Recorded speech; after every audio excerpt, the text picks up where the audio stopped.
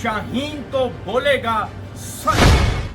आने वाला वक्त है वो इमरान खान के लिए है। इमरान खान के बारे में एक पेशन गोई जो है वो मुझ तक पहुंची है। मरियम नवाज साहिबा जो है वो इक़्तिदार में नहीं आ सकती।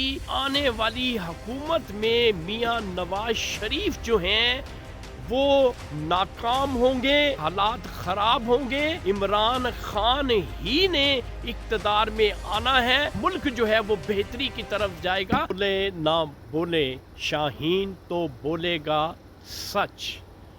मुअज़्ज़िज़ ख़वातीन व हज़रात, एक नए सच के साथ आपका मेज़बान अरशद शाहीन आपको आपके अपने चैनल सच्ची गल में खुशामदीद कहता है। मुअज़्ज़िज़ ख़वातीन व हज़रात, थोड़ा सा मौसम के बारे में मैं आपको बता दूं कि हमारे यहाँ रात से यहाँ पे इतनी शदीद स्नोइंग हो रही है। एक बिग स्टॉर्म था जो अभी तक चल रहा है। हर शहर बिल्कुल ब्लॉक हुआ है। अगर मुझे मौका मिला तो मैं इंशाल्लाह वीडियो बना के जो है आपको दिखाऊंगा कि कितनी स्नो जो है यहाँ पे पड़ चुकी है।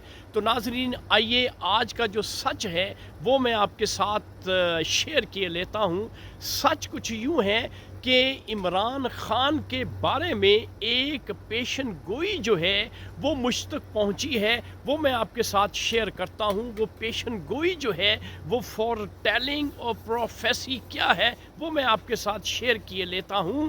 एक हमारे जानने वाले बड़े अच्छे प्रोफेसर हैं, एस्ट्रोलॉजर हैं, उन्होंने ये पेशन गोई कर दी है कि आने वाली हुकूमत में मियां नवाज शरीफ जो हैं वो नाकाम होंगे और अपनी हुकूमत जो है वो सही तरीके से नहीं चला सकेंगे।